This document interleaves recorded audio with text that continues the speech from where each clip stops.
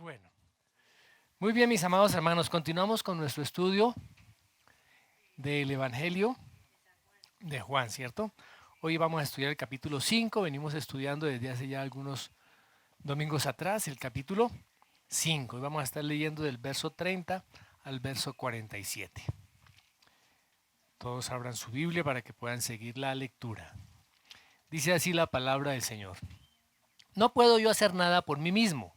Según oigo, así juzgo, y mi juicio es justo porque no busco mi voluntad, sino la voluntad del que me envió, la del Padre. Si yo doy testimonio acerca de mí mismo, mi testimonio no es verdadero. Otro es el que da testimonio acerca de mí, y sé que el testimonio que da de mí es verdadero. Vosotros enviasteis mensajeros a Juan, y él dio testimonio de la verdad. Pero yo no recibo testimonio de hombre alguno, mas digo esto para que vosotros seáis salvos. Él era antorcha que ardía y alumbraba, y vosotros quisisteis regocijaros por un tiempo en su luz. Mas yo tengo mayor testimonio que el de Juan, porque las obras que el Padre me dio para que cumpliese, las mismas obras que yo hago, dan testimonio de mí, que el Padre me ha enviado. También el Padre que me envió ha dado testimonio de mí. Nunca habéis oído su voz, ni habéis visto su aspecto, ni tenéis su palabra morando en vosotros, porque a quien él envió vosotros no creéis. Escudriñad las escrituras, porque a vosotros os parece que en ellas tenéis la vida eterna, y ellas son las que dan testimonio de mí, y no queréis venir a mí para que tengáis vida. Gloria de los hombres no recibo, mas yo os conozco que no tenéis amor de Dios en vosotros. Yo he venido en nombre de mi Padre, y no me recibís. Si otro viniere en su propio nombre, a ese recibiréis.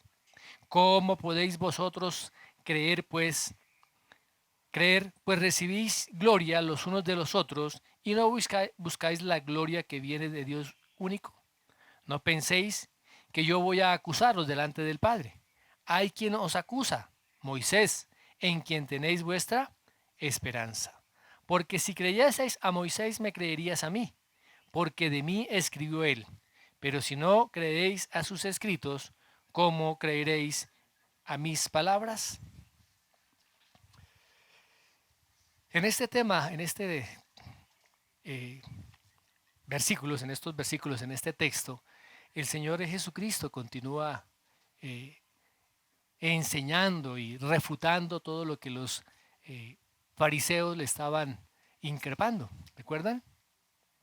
Muy bien. Mis amados, el pueblo de Israel es un pueblo de tragedias. Es un pueblo trágico. ¿Por qué? Ustedes dirán, pero ¿por qué si es un pueblo, el pueblo que Dios ha escogido, el pueblo que Dios ha bendecido, el pueblo para el cual están muchas de las promesas o la mayoría de las promesas de la palabra de Dios? Efectivamente Dios escogió a Israel como su pueblo. Miremos lo que dice Deuteronomio capítulo 7, versos 7 y 8. El Señor no puso su amor en vosotros, ni os escogió por ser vosotros más numerosos que otro pueblo, pues erais el más pequeño de todos los pueblos. Mas porque el Señor os amó y guardó el juramento que hizo a vuestros padres, el Señor os sacó con mano firme y os redimió de la casa de servidumbre, de la mano de Faraón, rey de Egipto. ¿Por qué Dios lo hizo? En su soberana voluntad los escogió y los amó. ¿Mm? Y el pueblo en múltiples ocasiones respondió a ese amor de Dios con ingratitud, respondió con infidelidad, con rebelión. Recuerdan que después de que el Señor libera a su pueblo allí de Egipto, los cuida en el desierto y los lleva a la tierra prometida. ¿Y qué pasó cuando ya el pueblo estaba en la tierra prometida? Miremos lo que dice el capítulo 2 del libro de Jueces. Jueces capítulo 2. Habían experimentado las grandes maravillas, los grandes milagros de Dios en todo ese camino por donde Dios los llevó. Pero mire lo que pasa en Jueces. Jueces capítulo 2, verso 7. Y el pueblo sirvió al Señor todos los días de Josué y todos los días de los ancianos que sobrevivieron a Josué, los cuales habían sido testigos de la gran obra que el Señor había hecho por Israel. Hasta ese momento estuvieron sirviendo al Señor con todas las vicisitudes, con los rebeldes que aparecían, con las quejas que ellos muchas veces manifestaban. Pero murió Josué, murió esa generación que había visto las grandes obras del Señor. Y miremos ya lo que dice el versículo 10 de ese mismo capítulo 2. También toda aquella generación fue reunida a sus padres, o sea, murieron. Y se levantó otra generación después de ellos que no conocía al Señor ni la obra que él había hecho por Israel. Wow. Y mire lo que dice el versículo 11. Entonces los hijos de Israel hicieron lo malo ante los ojos del Señor y sirvieron a los Baales y abandonaron al Señor, el Dios de sus padres que los había sacado de la tierra de Egipto, y siguieron otros dioses de entre los dioses de los pueblos que estaban a su alrededor. Se postraron ante ellos y provocaron la ira del Señor. Y mira lo que dice el verso 17. Y con todo, no escucharon a sus jueces, porque se prostituyeron siguiendo a otros dioses, y se postraron ante ellos. Se apartaron pronto del camino en que sus padres habían andado en obediencia a los mandamientos del Señor. No hicieron como sus padres. Wow. Qué tristeza, mis hermanos. Aquí no nos da la razón por la cual, pero podemos imaginarnos que esta nueva generación que surgió no fue instruida por los padres. Los padres fallaron ahí en cuanto a su paternidad, en cuanto a la instrucción, a lo que debían hacer con sus hijos. ¿Mm? Y cada vez la vida del pueblo de Israel se complicaba más porque cada vez se prostituían más. Tiempos de arrepentimiento, tiempos de refrigerio espiritual eran muy pocos. Si ustedes ven la historia de los reyes de Israel, la historia de los jueces, aparecían como por alguna luz allá en medio de la oscuridad, un avivamiento, una palabra del Señor. Y Dios envió a sus profetas. ¿Y qué hizo el pueblo de Israel? Mató a los profetas que Dios había enviado para que ellos se arrepintieran y buscaran nuevamente al Señor. Y el Señor describe la apostasía del pueblo de Israel en el libro de Isaías. Miremos lo que dice Isaías, capítulo 5. Isaías, capítulo 5. Esta es una parábola o una ilustración que nos da el Señor a través del profeta Isaías con respecto al pueblo de Israel. Dice, cantaré ahora a mi amado, el canto de mi amado acerca de su viña. Mi bien amado tenía una viña en una fértil colina. La cavó por todas partes, quitó sus piedras y la plantó de vides escogidas. Edificó una torre en medio de ella y también excavó en ella un lagar. Y esperaba que produjera uvas buenas, pero solo produjo uvas silvestres. Ahora, moradores de Jerusalén y hombres de Judá, juzgad entre mí y mi viña. ¿Qué más se puede hacer por mi viña que yo no haya hecho por ella? Porque cuando esperaban que produjera uvas buenas, ¿por qué? Cuando esperaban que produjera uvas buenas, produjo uvas silvestres. Ahora pues, dejad que os diga lo que yo he de hacer a mi viña. Quitaré su vallado, y será consumida. Derribaré su muro y será hollada, y haré que quede desolada. No será podada ni labrada, y crecerán zarza y espinos. También mandaré a las nubes que no derramen lluvia sobre ella. Ciertamente, y aquí viene la explicación, ciertamente la viña del Señor de los ejércitos es la casa de Israel. Y aquí habla particularmente a quiénes. Y los hombres de Judá, su plantío delicioso. Él esperaba equidad, pero he aquí derramamiento de sangre. Justicia, pero he aquí clamor. ¡Wow!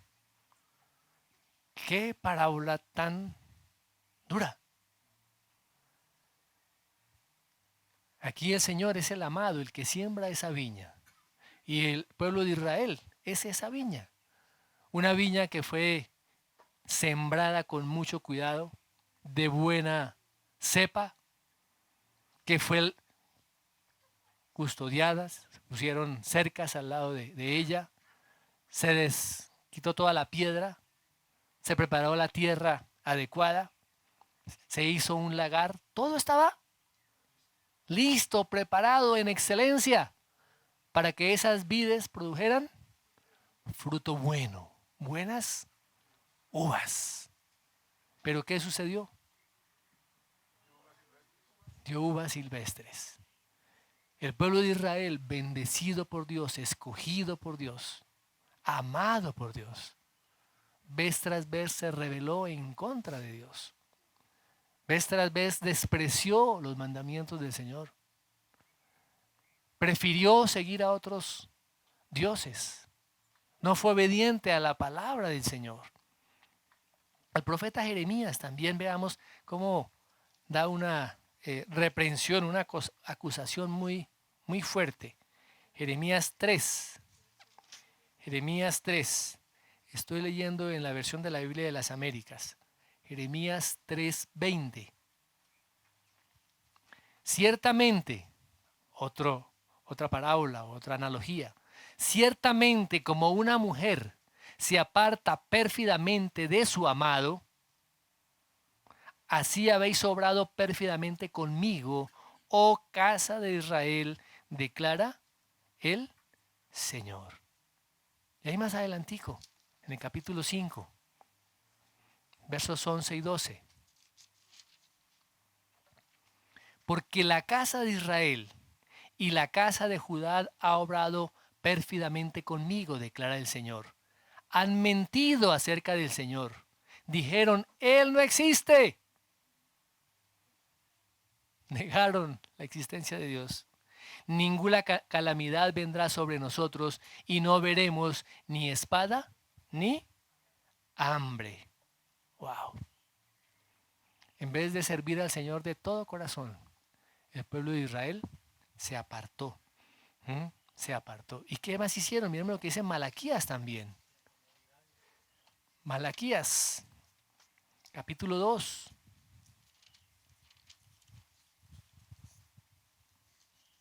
Verso 11. Deslealmente ha obrado Judá, y una abominación se ha cometido en Israel y en Jerusalén, pues Judá ha profanado el santuario del Señor, el que él ama, y se ha casado con la hija de un Dios extraño. Comenzaron a servir a otros dioses. Con frecuencia la Escritura compara al pueblo de Israel con una prostituta, aquella que deja a su marido y va a prostituirse con otros hombres. De igual manera, el pueblo de Israel deja el cuidado, la protección de Dios y se va a servir a otros dioses. Miremos otro texto, allá en Ezequiel 6:9. Entonces los que de vosotros escapen me recordarán entre las naciones a donde serán llevados cautivos, porque he sufrido a causa de sus corazones adúlteros que se apartaron de mí, y a causa de sus ojos que se prostituyeron tras sus ídolos, y se aborrecerán a sí mismos por los males que han cometido, por todas sus abominaciones. Y si ustedes miran con cuidado el capítulo 16 y el capítulo 23, 16 y 23 también del libro de Ezequiel, las profecías que hay con respecto al pueblo de Israel y toda la abominación que ellos cometieron está perfectamente explicada ahí y da realmente, mis amados, temor. La apostasía, el adulterio espiritual eran presentes, se manifestaron en medio del pueblo. Pero aún así, a pesar de todas estas cosas, Dios no se olvidó de su pueblo. El amor incondicional de Dios estaba ahí. ¿Recuerdan que tan pronto Moisés subió a la montaña, el pueblo ahí mismo dijeron, no, eso se está demorando mucho, hagamos un becerro de oro? Y a pesar de esto, el Señor no nos dejó abandonados en medio de el desierto. ¿Mm? A pesar de las repetidas abominaciones y adulterios que el pueblo de Dios estaba cometiendo a través de la idolatría, Dios no los abandonó. Mismo lo que dice Jueces 10:16. Dice, y quitaron los dioses extranjeros de en medio de ellos y sirvieron al Señor. Y el Señor no pudo soportar más la angustia de Israel. Venía el juicio de Dios sobre Israel. El pueblo se angustiaba, el pueblo finalmente a veces reconocía que necesitaban servir al verdadero Dios. Y dice que el Señor experimentó esa angustia que estaba experimentando también el pueblo de Israel. Y no los abandonó, a pesar de la idolatría repetida, mis hermanos, a pesar de la rebelión en contra de Dios. Ahora, Israel no quiso escuchar los mandamientos del Señor, las directrices del Señor, se llenó de soberbia, se llenó de orgullo, endureció cada vez más su cuello, su cerviz, y no quiso escuchar la voz de Dios. Miremos lo que dice Nehemías 9:29. Dice, tú en tu gran compasión no las abandonaste en el desierto. Siempre la compasión y el amor de Dios manifestándose. La columna de la nube no los dejó de día para guiarlos en el camino, ni la columna de fuego de noche para alumbrarles el camino por donde debían andar. Dios siempre estuvo allí, presente. Otro texto en el libro segundo de Reyes. Reyes 13, 23. Pero el Señor tuvo piedad de ellos y les tuvo compasión y se volvió a ellos a causa de su pacto con Abraham, Isaac y Jacob, y no quiso destruirlos ni echarlos de su presencia hasta hoy. Aún a pesar de la condición del pueblo de Israel. Miremos el Salmo 106. Salmo 106, verso 43 al 45. Muchas veces los libró. Ellos, sin embargo, fueron rebeldes a su consejo y se hundieron en su iniquidad. Sin embargo, Él vio su angustia al escuchar su clamor, y por amor a ellos se acordó de su pacto y se arrepintió conforme a la grandeza de su misericordia. El amor de Dios ahí, firme. A pesar de la condición en que el pueblo estaba viviendo. Y muchas veces el pueblo se lamentó de que Dios los había abandonado. Miremos el caso allí en Isaías, capítulo 49. Isaías capítulo 49, verso 14.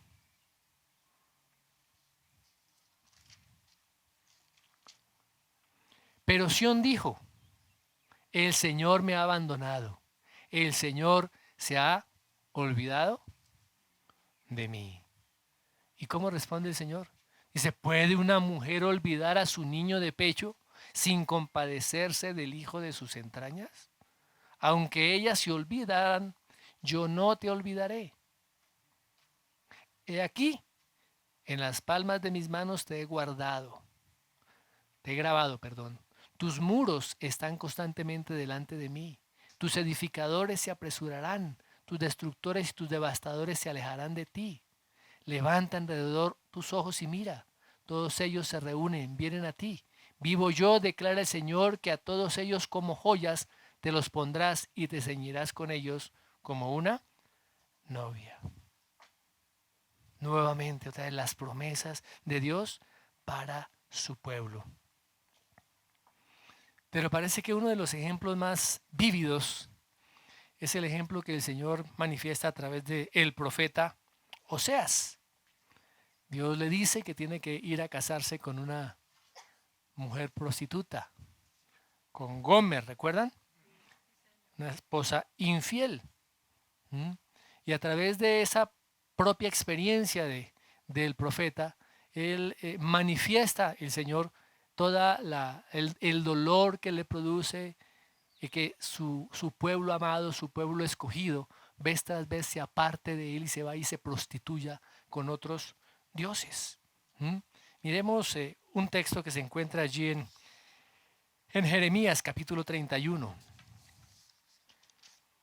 versos 35 al 37. Así dice el Señor, el que da el sol para luz del día y las leyes de la luna y de las estrellas para luz de la noche, el que agita el mar para que bramen sus olas, el Señor de los ejércitos es su nombre. Si se apartan estas leyes de mi presencia, declara el Señor, también la descendencia de Israel dejará de ser nación en mi presencia para siempre. Así dice el Señor. Si los cielos arriba pueden medirse y explorarse abajo los cimientos de la tierra, también yo desecharé toda la descendencia de Israel por todo lo que hicieron, declara el Señor. ¡Wow! De nada, mis amados hermanos. O sea, la compasión y la misericordia que Dios tuvo para con su pueblo y que sigue teniendo para con su pueblo de hoy en día es grande, es grande. También en el Nuevo Testamento el apóstol Pablo hizo mención de estas promesas que Dios había declarado sobre el pueblo de Israel. Miremos lo que dice en su libro a los Romanos. Romanos capítulo 11, versos 1 y 2. Digo entonces, ¿acaso ha desechado Dios a su pueblo? De ningún modo, porque yo también soy israelita, descendiente de Abraham, de la tribu de Benjamín. Dios no ha desechado a su pueblo, al cual conoció con anterioridad. ¿O no sabéis lo que dice la Escritura en el pasaje sobre Elías, cómo suplica a Dios contra Israel? Ahí vamos a ver. Y el 25 y 26. Porque no quiero, hermanos, que ignoréis este misterio, para que no seáis sabios en vuestra propia opinión, que a Israel le ha acontecido un endurecimiento parcial hasta que haya entrado la plenitud de los gentiles. Y así todo Israel será salvo, tal como está escrito. El libertador vendrá de Sión, apartará la impiedad de Jacob, y este es mi pacto con ellos cuando yo quite sus pecados. Dios sigue amando a su pueblo. Y Él anhela y quiere que todos lleguemos al arrepentimiento. El Señor Jesús también describe, mis amados, la apostasía en que vivía Israel y cómo rechazan también al Hijo de Dios. Allí en Mateo, capítulo 21, veamos esta parábola, del verso 33 al 39. Dice, escuchad otra parábola. Había una vez un hacendado que plantó una viña y la cercó con un muro, y cavó en ella un lagar y edificó una torre. La arrendó a unos labradores y se fue de viaje. Y cuando se acercó el tiempo de la cosecha, envió sus siervos a los labradores para recibir sus frutos. Pero los labradores, tomando a los siervos, a uno lo golpearon, a otro lo mataron y a otro lo apedrearon. Volvió a mandar otro grupo de siervos, mayor que el primero, y les hicieron lo mismo. Finalmente les envió a su hijo diciendo, respetarán a mi hijo. Pero cuando los labradores vieron al hijo, dijeron entre sí, este es el heredero, venid, matémoslo y apoderémonos de su heredad. Y echándole mano, lo arrojaron fuera de la viña y lo mataron.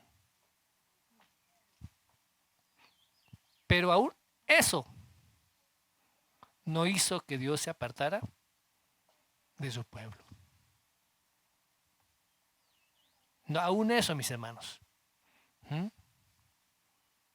Dios tiene planes preciosos y perfectos para su pueblo.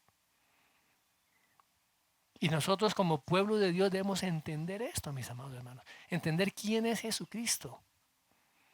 ¿A qué hemos sido nosotros llamados como parte del pueblo de Dios? Tenemos que entenderlo. No podemos, como decíamos antes, estar ubicados en el lugar equivocado. Dios sigue teniendo misericordia. Dios sigue extendiendo su amor. Pero tenemos que estar atentos, mis hermanos, a su palabra, a lo que Él quiere. Tenemos que estar en continua comunión y relación con Él, para que su Espíritu Santo nos dirija y nos lleve a conocer cada día más a Cristo y a hacer su voluntad. Entrando ya en el texto en sí, recordemos, mis amados, que el Señor Jesucristo fue atacado, fue acusado de violar el día de reposo cuando sana en el día de reposo a un hombre minusválido, un hombre que no podía caminar, cuando él realmente no violó ninguna de la ley del sábado.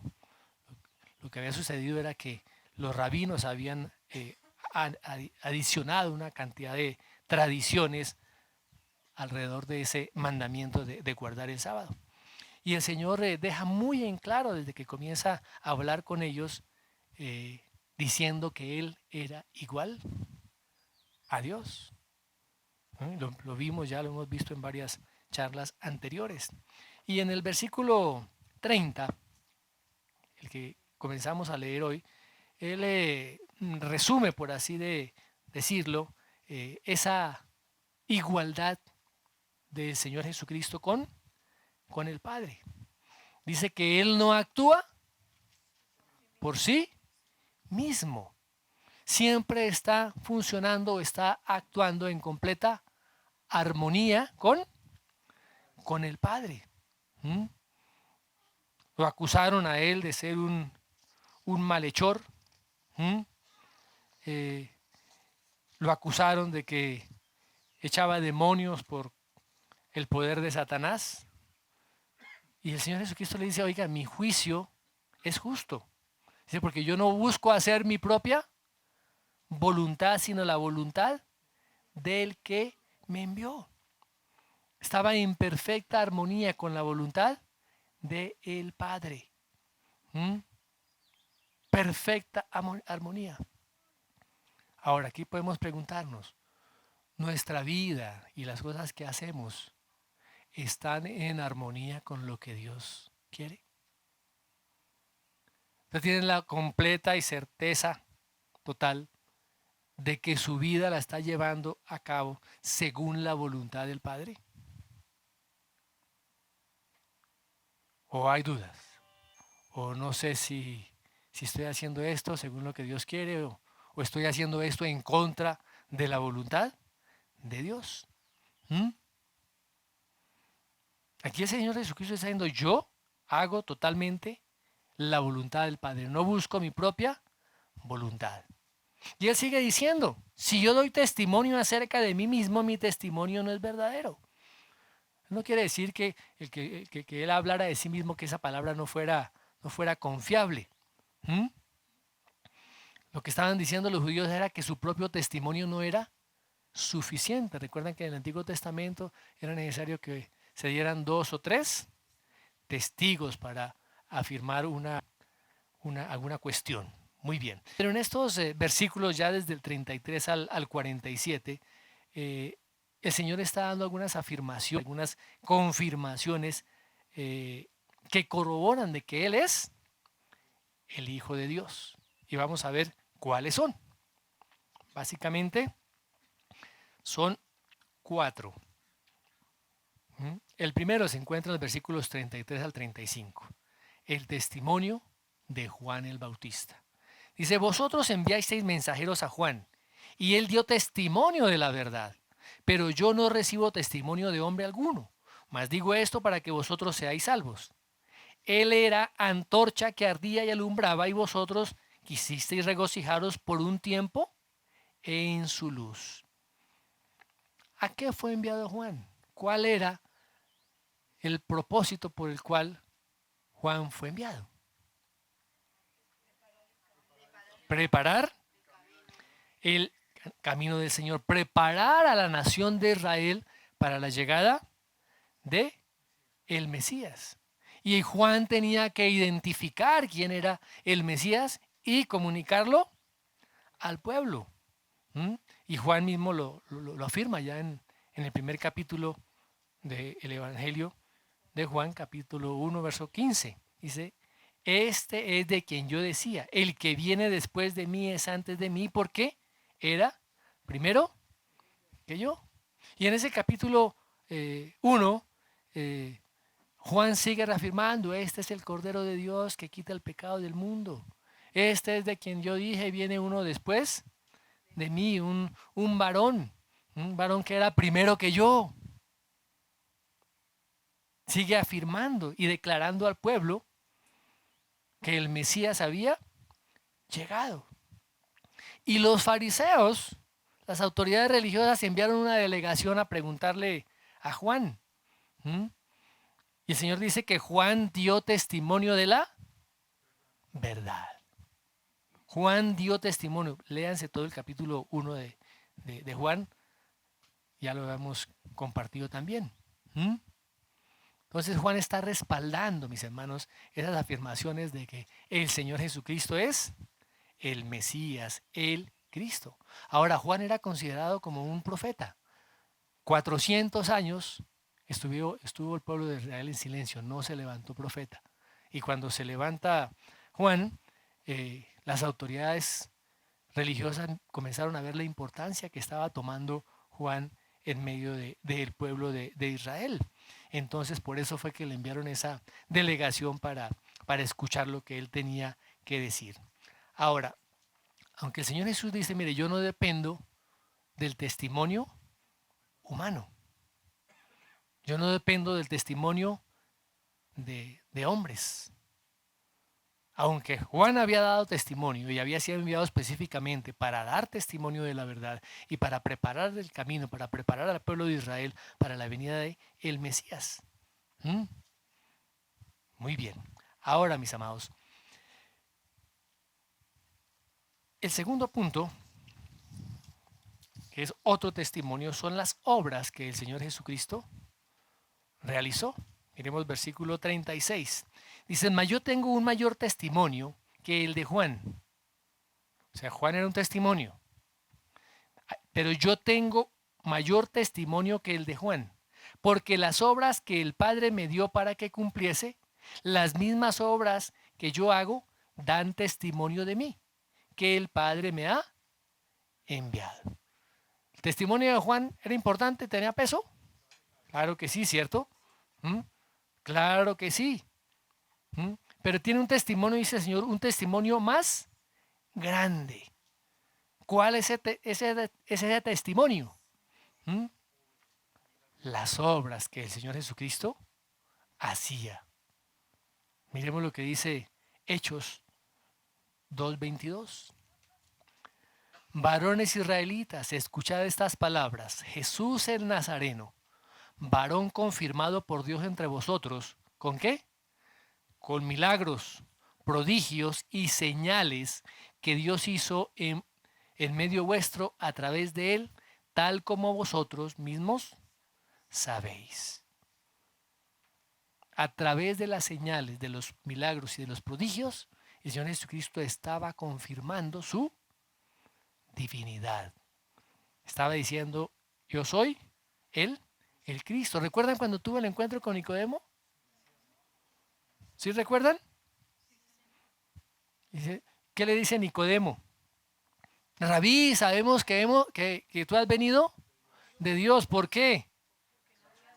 ¿Mm? Porque nadie puede hacer las obras o las señales que tú haces si Dios no está con él.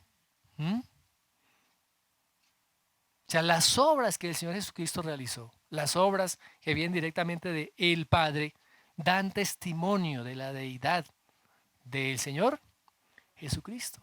Y Él dice, las obras que el Padre me dio para que cumpliese, trabajando en completa armonía con el Padre, que le dio.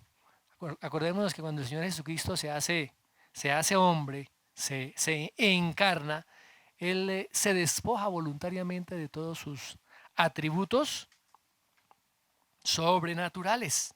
¿Mm? Tenía que depender ahora del Padre y de la guía del Espíritu Santo. Depender totalmente de la voluntad del Padre. Muy bien. Ahora, mis hermanos, un tercer aspecto. Las palabras del mismo Padre. Miremos el versículo 32. Dice, otro es el que da testimonio acerca de mí, y sé que el testimonio que da de mí es verdadero. Y el 37. También el Padre que me envió ha dado testimonio.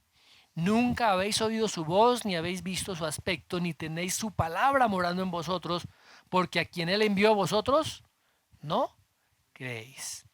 Está el testimonio de Juan. Está el testimonio de las obras que él ha dado. Y ahora dice, ahora viene otro testimonio más, el mismo testimonio de el Padre. Y eso tiene la mayor relevancia e importancia que cualquier otra cosa, mis hermanos. Ahora, en los evangelios se registran 12 situaciones particulares donde el Padre manifestó su voz y fue escuchada, dando testimonio acerca de su Hijo. La primera fue en su bautismo. Este es mi Hijo amado, en quien tengo complacencia. Y la segunda fue en la transfiguración. Este es mi Hijo amado. A Él oíd, a Él escuchad. ¿Mm? Ahora, les está diciendo a todos estos judíos, oiga, ustedes nunca han oído su voz. Ustedes nunca lo han visto. Cuando está manifestado a través de las escrituras, pero ustedes parece que nunca han escuchado la voz de Dios. Porque su palabra, la palabra de Dios no está morando en ustedes. No le creyeron a Dios. No le creyeron a la palabra que Él habla de su Hijo que iba a venir. El Antiguo Testamento es todo el anuncio previo a la venida del Señor Jesucristo. Dice, y no me reciben a mí. Ese es el testimonio más fehaciente de que no han creído a la palabra de Dios. La palabra de Dios no ha estado morando en ustedes. Miremos lo que dice el apóstol Juan en su primera carta. Primera de Juan 5, versículos 9 y 10. Si recibimos el testimonio de los hombres, mayor es el testimonio de Dios. Porque este es el testimonio de Dios, que Él ha dado testimonio acerca de quién, acerca de su Hijo. El que cree en el Hijo de Dios tiene el testimonio en sí mismo. El que no cree a Dios ha hecho a Dios mentiroso, porque no ha creído en el testimonio que Dios ha dado respecto a su Hijo. Entonces, esta gente que dice que yo creo en Dios solamente y no en Jesucristo, están creyendo en otro Dios. No es en el Dios de la Biblia. No es en el Dios de Abraham, de Isaac, de Jacob. ¿Mm? Porque el testimonio lo da Dios. Ahora, ¿cómo Dios nos da testimonio a nosotros? ¿Cómo? A través de su Espíritu. Dice que el Espíritu Santo es el que da testimonio a nuestro espíritu. ¿De qué? De que somos hijos de Dios. Eso es lo que hace el Espíritu Santo. Dar ese testimonio a nuestro espíritu. Amén. Muy bien. Entonces tenemos el primer testimonio, el testimonio de Juan. El segundo, de las obras que el Señor Jesucristo realizó. El tercero, las palabras, las declaraciones del Padre. Y el cuarto aspecto son las escrituras. Las escrituras. Veamos lo que dice el versículo 39 al 47. Dice: escudriñad las escrituras porque a vosotros os parece que en ella tenéis la vida eterna. Y ellas son las que dan testimonio de mí. Y no queréis venir a mí para que tengáis vida. Gloria de los hombres no recibo, mas yo os conozco, que no tenéis amor de Dios en vosotros. Yo he venido en el nombre de mi Padre y no me recibís. Si otro viniera en su propio nombre, a ese recibiréis. ¿Cómo podéis vosotros creer, pues recibís gloria los unos de los otros y no buscáis la gloria que viene del Dios único? No penséis que yo voy a acusaros delante del Padre. Hay quien os acusa, Moisés, en quien tenéis vuestra esperanza. Porque si creyeseis a Moisés, me creeríais a mí, porque de mí escribió él. Pero si no creéis a sus escritos, ¿cómo creeréis a mis palabras? Se puede conocer la escritura, se puede conocer la Biblia sin creerla, sin aceptarla genuinamente en el corazón. Así hay muchos teólogos que conocen la letra. ¿Mm?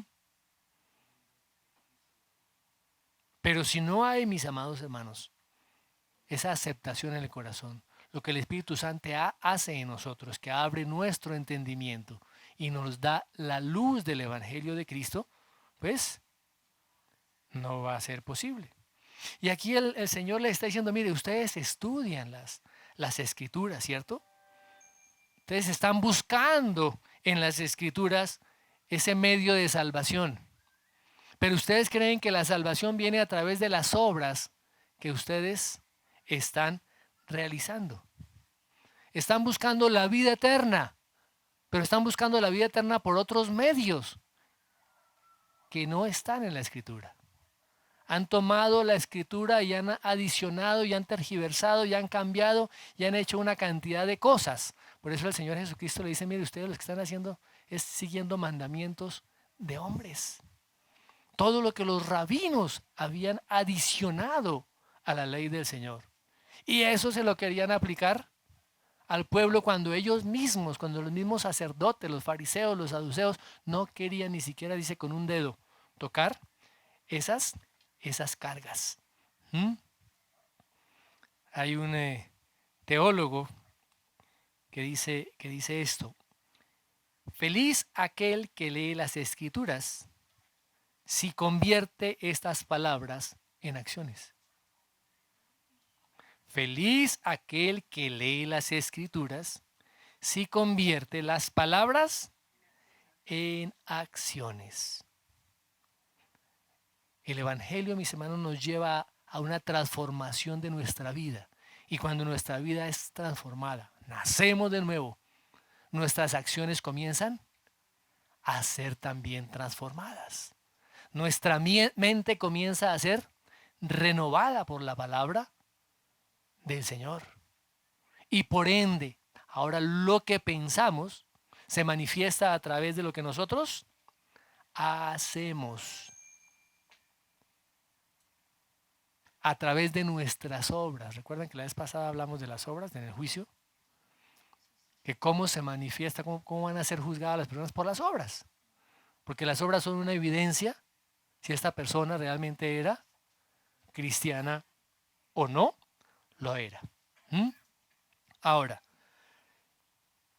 la escritura no se puede entender, mis amados, si no se tiene la iluminación del Espíritu Santo, si no se tiene una mente transformada. No hay manera de poder entenderla.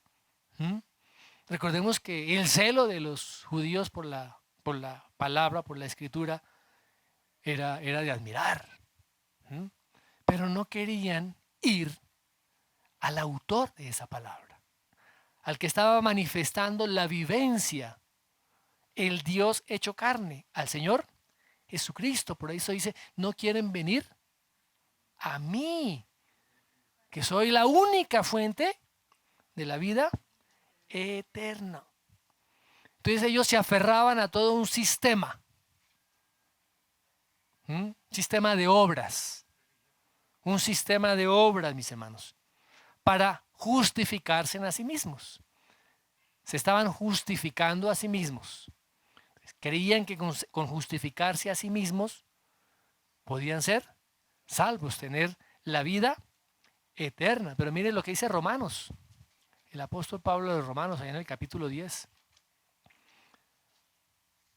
Romanos 10:3.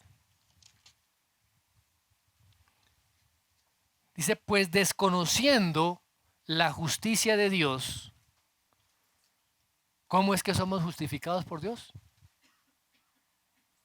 ¿Cómo somos justificados por Dios?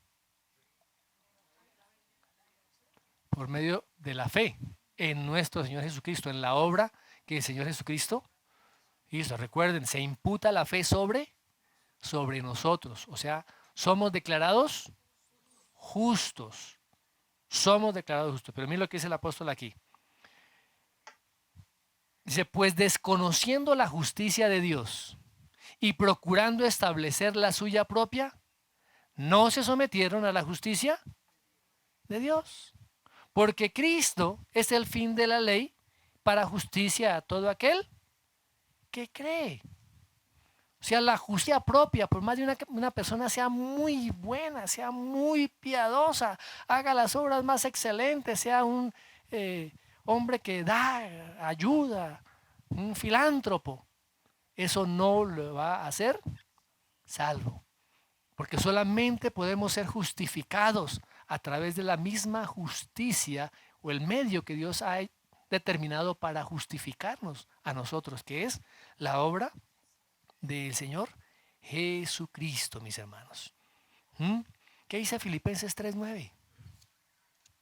Dice, y ser hallado en Él, no teniendo mi propia justicia derivada de la ley, sino la que es por la fe en Cristo, la justicia que procede de Dios sobre la base de la fe.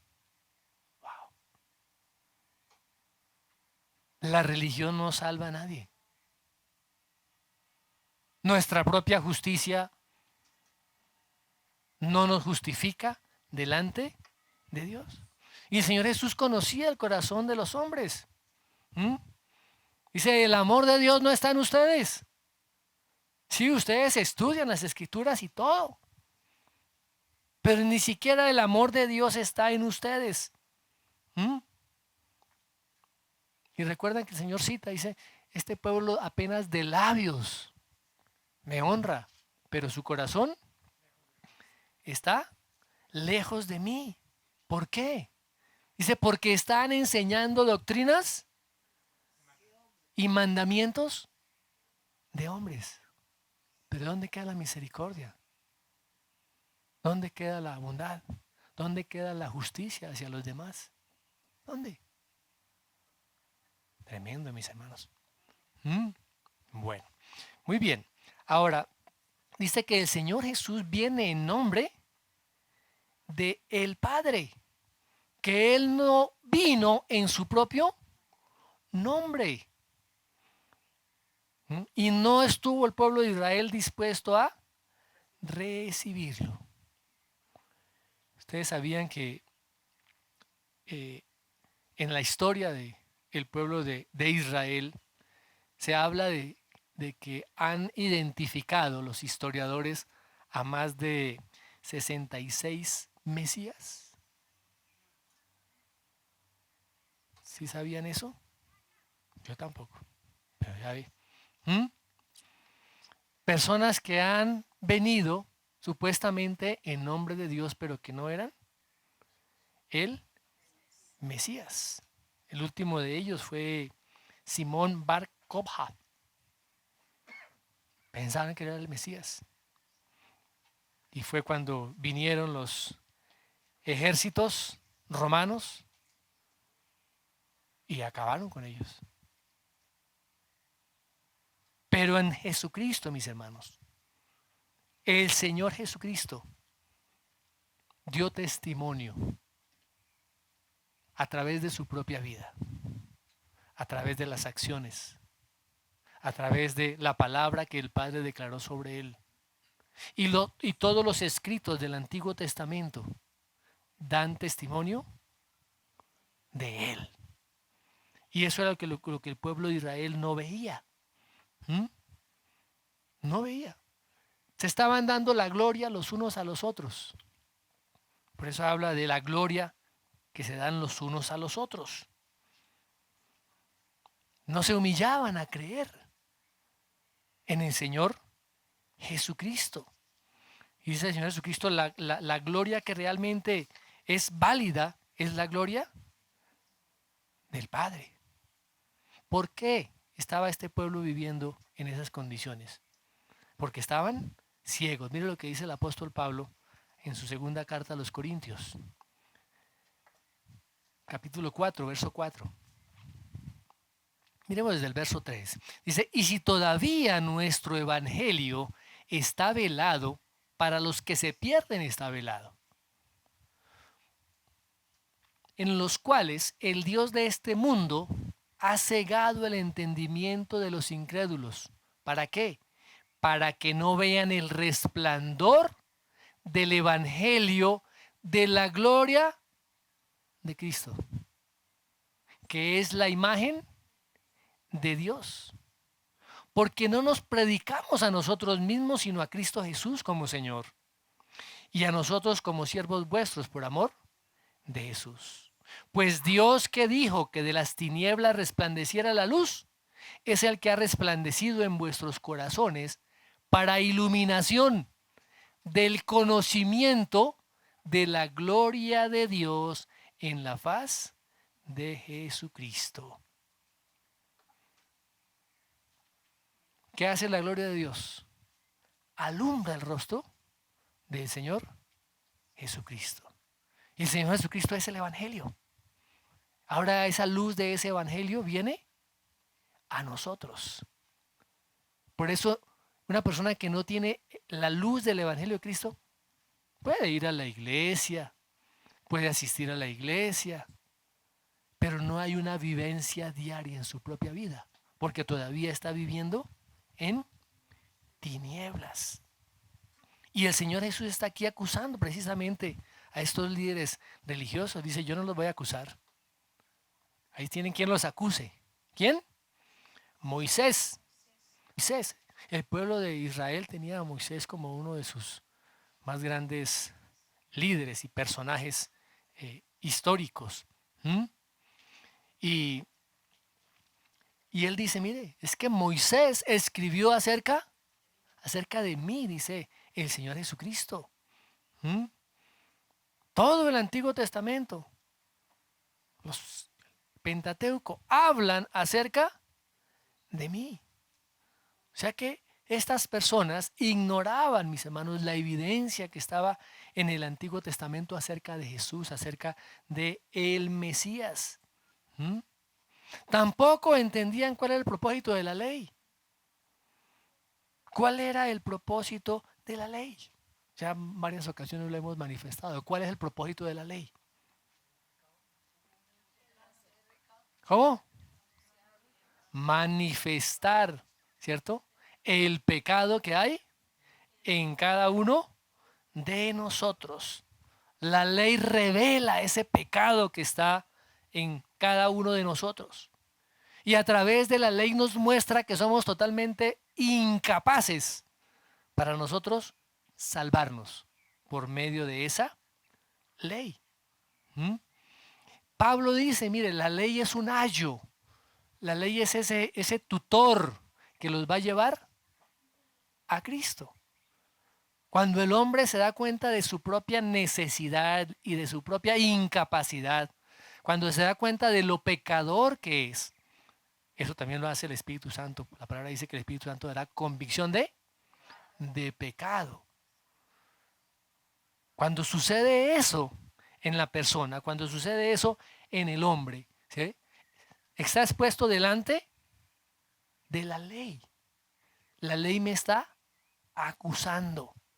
La ley me está juzgando. Y tengo un decreto sobre mi vida, la muerte. Eso viene por causa de la ley. No es que la ley sea mala. ¿Mm?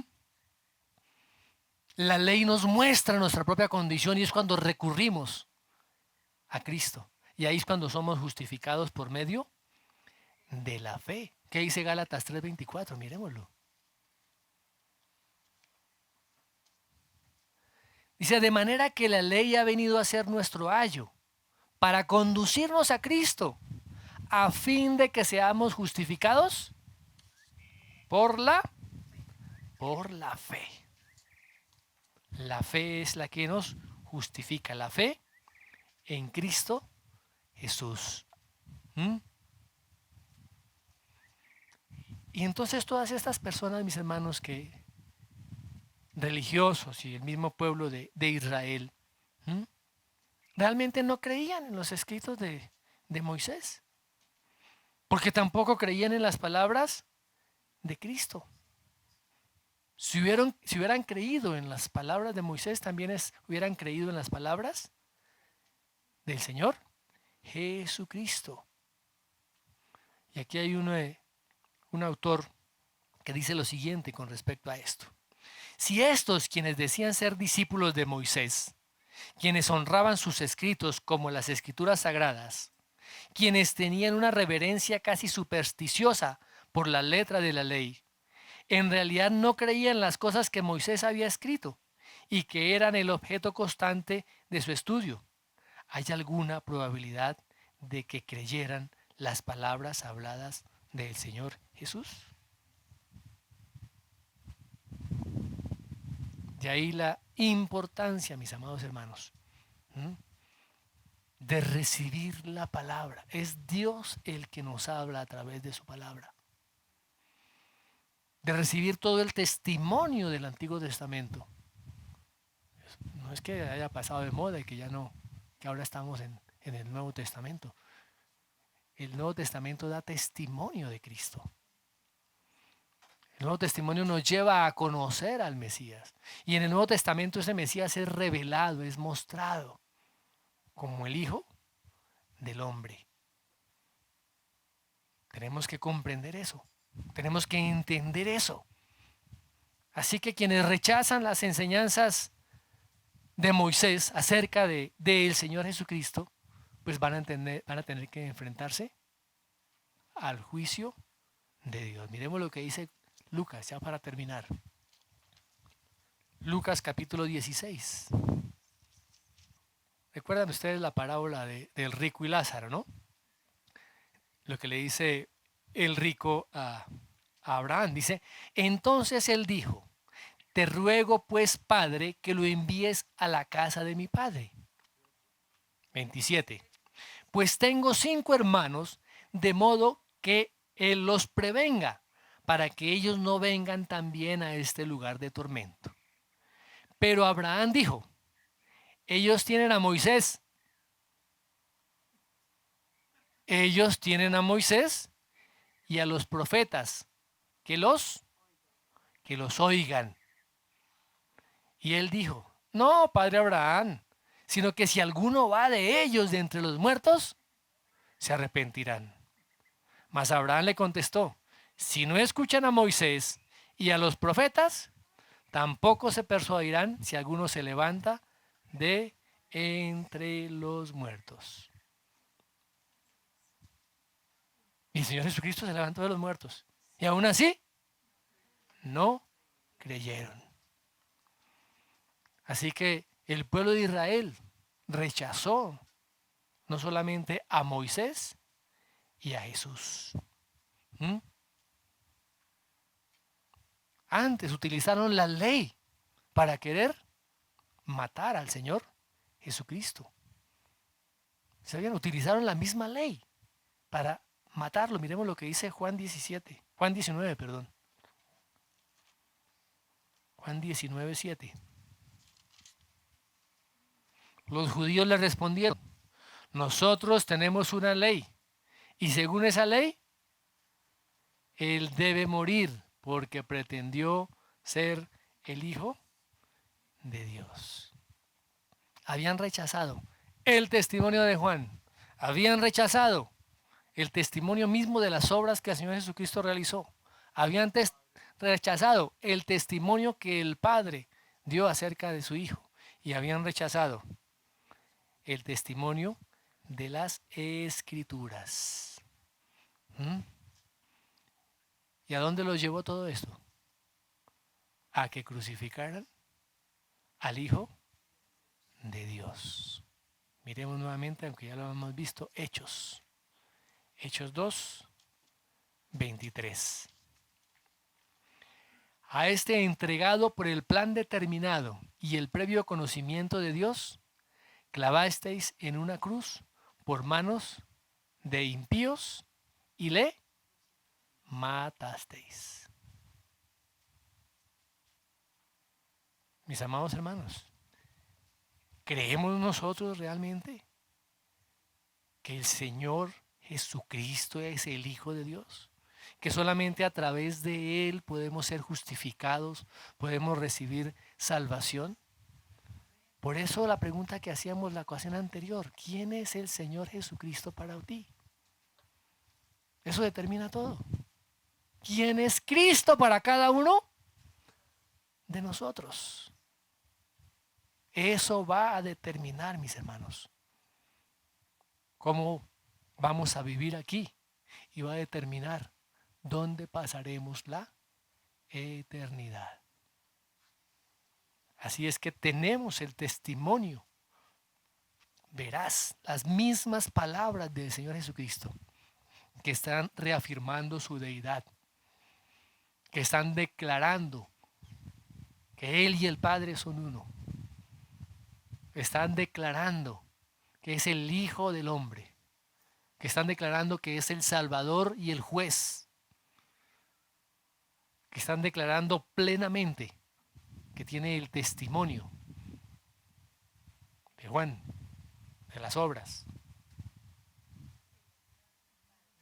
del mismo Padre, las mismas palabras del Padre y de las Escrituras. Y eso lo tenemos, mis amados hermanos. ¿Tenemos las Escrituras? Amén. Y ya tenemos el Nuevo Testamento. ¿Tenemos el testimonio del Padre? ¿Cómo? Ahora su Espíritu Santo da testimonio a nuestro espíritu. ¿Qué más? ¿Tenemos el testimonio de Juan? La historia lo menciona. ¿Tenemos el testimonio de las obras del Señor Jesucristo? Y Él sigue haciendo hoy obras como Él quiere. Amén. Padre, te damos gracias por tu palabra. Que cada día podamos depositar más y más nuestra confianza en ti, como el Hijo de Dios, como el Cristo, como el Mesías, como ese Dios encarnado, que se hizo hombre a nuestro favor. Que a pesar, Señor, de lo que éramos nosotros, así como el pueblo de Israel, apartados de ti, enemigos de ti, adúlteros, miserables, trapos de inmundicia, y en tu inmensa misericordia y en tu gran amor, a través de nuestro Señor y Salvador Jesucristo, nos has dado una nueva oportunidad, nos has dado una nueva vida, y te agradecemos, oh Dios. Clamamos también a ti para que nuestro entendimiento cada día sea alumbrado por la luz del Evangelio de Cristo, que es la imagen de la gloria de Dios en él. Clamamos a ti, oh Dios, que toda sombra, toda oscuridad en nuestra mente, en nuestro corazón, en nuestro espíritu, sea quitado por esa luz del Evangelio. Gracias, Padre, por lo que estás haciendo en cada uno de nosotros, y gracias porque te podemos reconocer hoy como el Padre. Te podemos reconocer, Señor Jesucristo, como nuestro Salvador, y tu Espíritu Santo como nuestro ayudador. Gracias, Padre, en el nombre de Jesús. Amén y amén.